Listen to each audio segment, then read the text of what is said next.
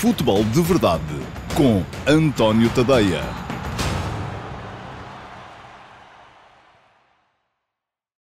Olá a todos e sejam muito bem-vindos ao Futebol de Verdade Flash para o Benfica 1, Estoril 1, com vitória dos estorilistas por 5-4 no desempate por penaltis. Tal como já tinha acontecido na primeira meia-final, a decisão do segundo finalista da Taça da Liga também sorriu à equipa que menos atacou, premiando o estoicismo defensivo. O Estoril marcou cedo, logo ao quarto de hora, por Rafik Guitane, e teve depois a capacidade para suportar a superioridade territorial do Benfica, fruto da exibição acertada do guardião Dani Figueira e dos três centrais que ele tinha à frente, mas também de uma noite desastrada dos encarnados na finalização. Otamendi ainda empatou, mas na meia hora entre o golo do capitão e o final da partida, o Benfica já não foi capaz de desbloquear o resultado, acabando por baquear no desempate por penaltis.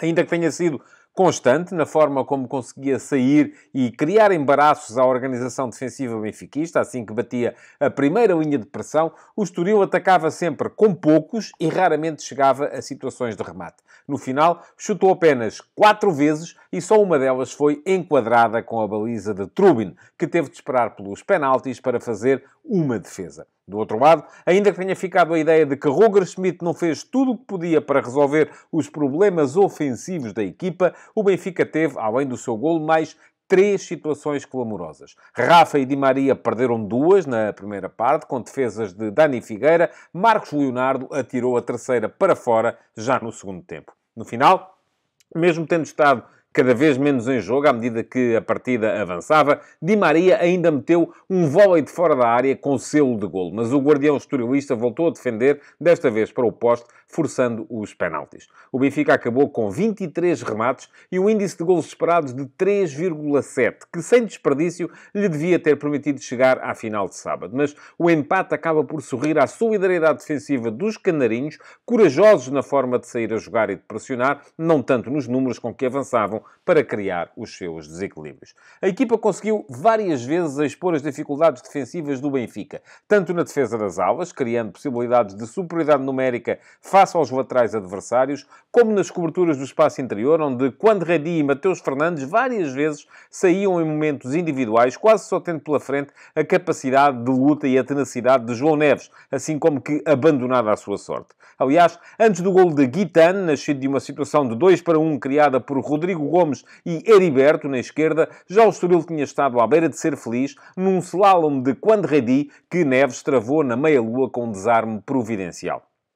O Benfica só se tornava perigoso se conseguisse chegar depressa à frente, antes de o Estoril fechar no seu 5-4-1. Foi o que fez, por exemplo, aos 20 minutos. Um passe a rasgar de Coxo descobriu Orsnes atrás da linha defensiva canarinha e o norueguês ofereceu a bola rasteirinha à Rafa para um tiro desimpedido na zona de penalti. Dani Figueira defendeu para canto. E aos 36 minutos foi a vez de Rafa se redimir, deixando ele, desta vez, Di Maria isolado atrás de Mangalá. O argentino, porém, não foi capaz de evitar nova mancha de Dani Figueira. Quando o empate chegou por Otamendi, assistido por João Mário, em lance no qual acabou por ser importante a simulação de Musa, a deixar passar a bola, ainda se jogava o minuto 58. Havia mais do que tempo para o Benfica poder chegar à vitória. O Estoril tinha encostado atrás, mas daí para a frente voltou a conseguir sair, abrindo a dúvida na cabeça de Roger Schmidt. Arrisco? Não arrisco? Não arriscou, como veremos à frente, quando aqui vos fizer a fotografia tática do jogo.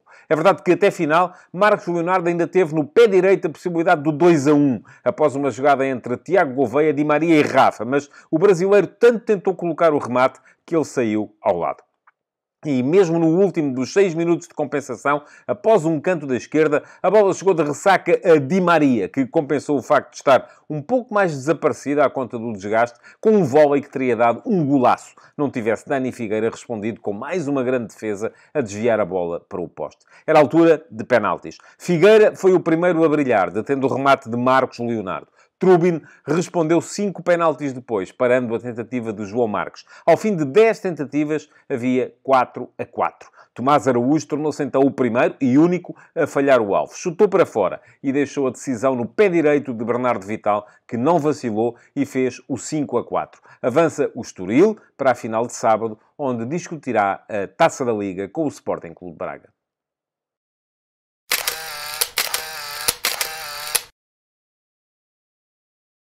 Façamos então a fotografia tática deste Benfica-Estoril. Roger Schmidt fez 2 alterações ao 11 que na última jornada do campeonato tinha ganho por 2-0 ao Boa Vista no Estádio da Luz. Trocou no meio-campo Florentino por João Neves, que já estava em condições para fazer os 90 minutos e por isso mesmo voltou à titularidade. E no ataque, de forma até algo surpreendente, trocou Artur Cabral por Petar Musa, que voltou a ser titular pela primeira vez desde o derby com o Sporting. Já lá vão algumas semanas valentes. Bom, isto quer dizer que o Benfica apareceu, como aparece sempre, aliás, no seu 4-2-3-1, com Trubin na baliza, Orsnes como lateral direito, Morato como lateral esquerdo, António Silva e Otamendi foram os centrais, meio campo formado por João Neves e Coxo, e depois trio de atacantes no apoio ao ponta de lança, que era Musa, formado por Di Maria, a partir da direita, Rafa, mais no corredor central, e João Mário, a partir da esquerda.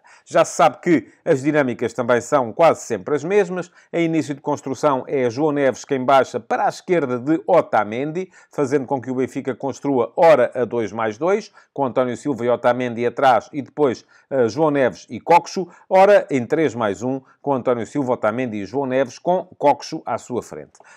Depois, mais à frente, o que acontece com alguma frequência é Di Maria abrir junto à linha do lado direito para ganhar largura, favorecendo assim as entradas de Orsnes pelo corredor central. Do outro lado, não funciona assim. Morato geralmente dá largura e está a ganhar profundidade à medida que se vai habituando à posição de lateral, com João Mário a jogar quase sempre mais por dentro e a aproximar-se até dos 2 médios para fazer uma espécie de terceiro médio. É dos 3 apoiantes do avançado aquele que mais baixa em apoio. Ora, do outro lado, Vasco Seabra fez muito mais alterações. Trocou 5 jogadores face ao 11 que tinha perdido por 2-1 com o Aroca na última jornada da Liga Portuguesa. A começar pelo guarda-redes, porque nas taças quem joga é Dani Figueira e por isso apareceu em vez de Marcelo Carné. Depois, troca no trio de centrais. Raul Parra cedeu a vez a Mangalá, que voltou à titularidade.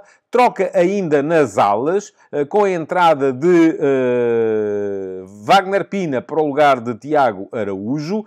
Troca também na zona da frente, do ataque, com a saída de Alejandro Marquês para a entrada de Cassiano e ainda com a saída de João Marques para a entrada de Heriberto. Isto quer dizer o quê? Que o Estoril apareceu, como aparece sempre, no seu 3-4-3, com Dani Figueira na baliza, depois tripla de defesas formada por Volney, central direito, Bernardo Vital, hoje central do meio, e Eliakim Mangalá, central da esquerda.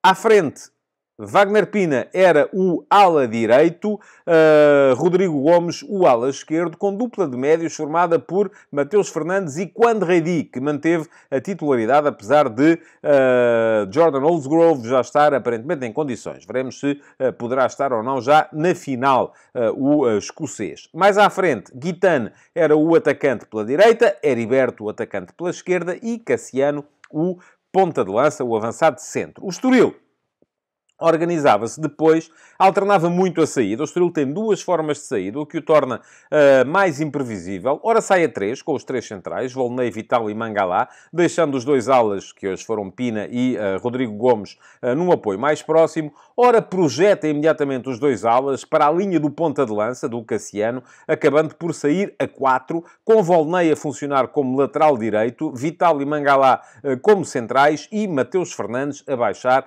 neste início de construção para a posição de lateral esquerdo, para dar saída à equipa por ali. Nestas alturas, o Estoril posiciona-se para atacar quase que num 4-3-3, com Volney, Bernardo Vital, Mangalá e Mateus Fernandes a sair pela esquerda, depois um médio, que é Quando Reddy, os 2 apoiantes do avançado, neste caso Guitane e Heriberto, aproximam-se do médio para tentar dar qualidade na construção por dentro, funcionando a equipa depois mais à frente com os 2 alas bem abertos, Pina à direita e Rodrigo Gomes à esquerda, hoje na mesma altura ou na mesma linha do ponta de lança, que era Cassiano. É verdade que hoje o facto de à esquerda estar Rodrigo Gomes, que é a principal mota do Estoril em termos ofensivos, e ao mesmo tempo estar também Heriberto, que é também um jogador veloz e furioso no ataque à profundidade, levou a que o Estoril acelerasse muito mais o jogo por esse corredor do que pelo lado oposto.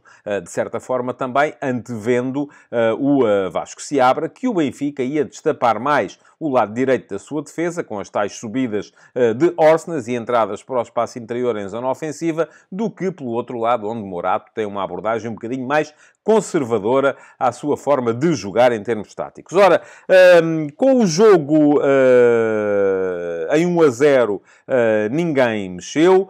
Depois, já a seguir ao golo do Benfica, marcado por Otamendi ao minuto 58, o primeiro a mexer foi Vasco Seabra, que ao minuto 63, isto é, 5 minutos depois de Otamendi ter empatado, trocou então Wagner Pina por Tiago Araújo, o que levou à passagem de Rodrigo Gomes da esquerda para a direita. Isto é, Rodrigo Gomes, que era ala esquerdo, passou a ser ala direito, onde estava Wagner Pina, e Tiago Araújo entrou para a posição de ala esquerdo, que é geralmente a sua. Ao mesmo tempo, trocou ainda Vasco Seabra, Heriberto, o tal que fazia a tal dupla com Rodrigo Gomes, por João Marcos, jogador que se aproximava também ele mais dos médios. Era um jogador um bocadinho mais próximo em termos de comportamento daquilo que dava à equipa Guitane do outro lado. Portanto, o Estoril passou a estar mais equilibrado entre corredores no seu 3-4-3. Ao minuto 69, portanto 6 minutos depois, foi a vez de Schmidt mudar, trocou Coxo por Tiago Gouveia,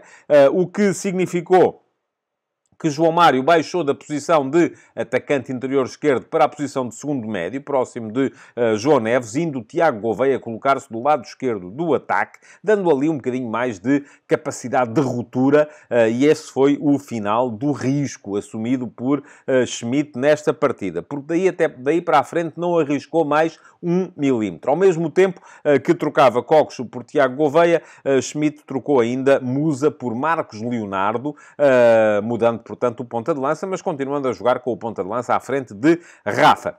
Depois, mais 5 minutos, e foi o Estoril que voltou a mexer, ao minuto 74, troca de Volney por Pedro Álvaro, troca de central por central. Pedro Álvaro foi colocar-se também do lado direito da tripla de centrais do Estoril e trocou ainda Cassiano por Alejandro Marquês, ponta de lança por ponta de lança, apenas para refrescar e dar à equipa alguma capacidade de segurar a bola no meio-campo ofensivo. Voltou a mexer o Estoril e fechou as substituições ao minuto 82, com a troca de Quandredi por Morne Diaye, um médio mais defensivo, mas ainda assim com alguma capacidade de carregar a bola, porque essa é a principal missão do médio que joga ali para a equipa do Estoril, e o Benfica mexeu na mesma altura, trocando Morato por Carreras, isto é, tentando dar mais profundidade ao corredor esquerdo, colocando ali um lateral com maior poderio ofensivo, mas ao mesmo tempo substituindo do outro lado Orsnes por Tomás Araújo. Isto é, o Benfica continuou a defender com uma linha de 4 em que 3 dos seus integrantes eram defesas centrais de origem, defesas centrais de rotina. Se no início tinha um central adaptado ao lateral esquerdo, Morato, e um médio que era capaz de dar profundidade ofensiva por esse corredor, a partir deste momento passou a ter um central adaptado a lateral direito, no caso Tomás Araújo, e um lateral com mais capacidade de meter profundidade à esquerda, que era Carreras. Até final, Schmidt ainda fez mais uma troca, ao minuto 90 mais 6, mas veio-se a perceber depois que era mesmo apenas para os penaltis. Trocou Rafa por Artur Cabral, a única altura em que teve, ao mesmo tempo, 2 pontas de lança em campo, mas a ideia não era explorar essa possibilidade em termos de articulação ofensiva, era, sobretudo, a de aproveitar a capacidade de Artur Cabral nas grandes penalidades.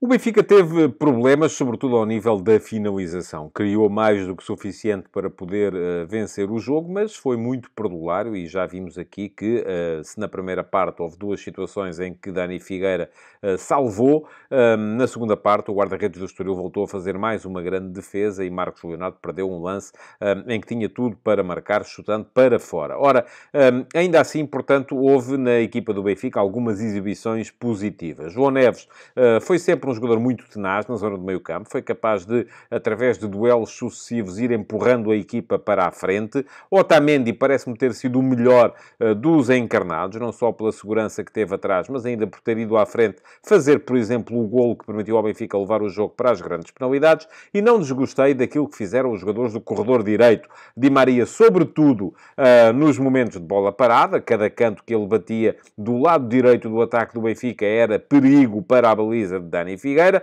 e Orsnes, ainda assim, capaz de dar alguma dinâmica ao corredor direito da equipa do Benfica. No entanto, quem acabou por passar à final foi o Estoril, e também o Estoril teve excelentes exibições na sua equipa. Em Guitane viu-se sobretudo a qualidade que ele meteu no momento do golo que colocou o Estoril na frente. Rodrigo Gomes foi uma mota enquanto esteve a jogar à esquerda, sempre capaz de levar a equipa para a frente, em combinações com Heriberto, outro jogador particularmente veloz. Foi sempre muito competente na forma de iludir a pressão da equipa do Benfica. Esteve bem no meio-campo Mateus Fernandes, também a pautar bem os movimentos, a ser capaz também ele de levar a equipa para a frente. Bem os três centrais, com destaque para Mangala, que parece estar a começar a ganhar confiança. Hoje foi o melhor dos três, ele que vinha em constantes circunstâncias, estando um bocadinho abaixo dos seus colegas de setor, mas o herói do jogo foi, sem dúvida nenhuma, Dani Figueira. Não só defendeu um dos penaltis, o que acabou no limite por levar o Estoril para a final do próximo sábado, como durante o jogo fez várias defesas importantes, e eu destaquei já aqui aquela que ele fez a remate de Rafa ao minuto 20, com os pés, aquela que ele fez em mancha, saindo quando Di Maria avançava isolado para a baliza ao minuto 36, e ainda uma outra que fez ao minuto 90 mais 6, no tal vôlei que Di Maria sacou de fora da área, desviando Dani Figueira a bola para o poste direito da sua baliza. Foi, portanto, Dani Figueira o herói deste Benfica-Estoril.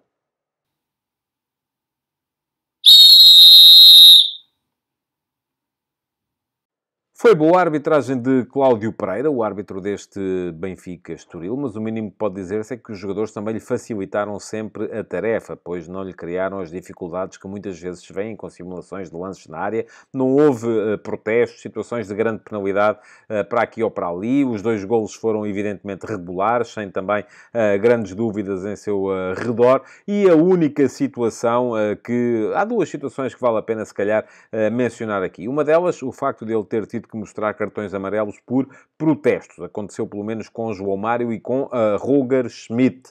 Outra, o facto de ter resolvido, e bem, com cartão amarelo, uma altercação entre Wagner Pina e Coxo no final da primeira parte. Depois, a única situação em que se lhe viu alguma alteração de critério teve que ver com o facto de, ao minuto 77, ter mostrado um cartão amarelo a Morato por agarrar Guitane, que se escapava para contra-ataque, quando não procedeu da mesma maneira na primeira parte, primeiro ao minuto 23, quando Wagner Pina agarrou João Mário, e depois ao minuto 31, quando o mesmo Morato agarrou o mesmo Guitane. Portanto, apertou o critério da primeira para a segunda parte, talvez por sentir que nessa altura já precisava de ter o jogo sob controle. Mas, de qualquer maneira, boa, excelente mesmo a arbitragem de Cláudio Pereira neste Benfica-Estoril. Futebol de Verdade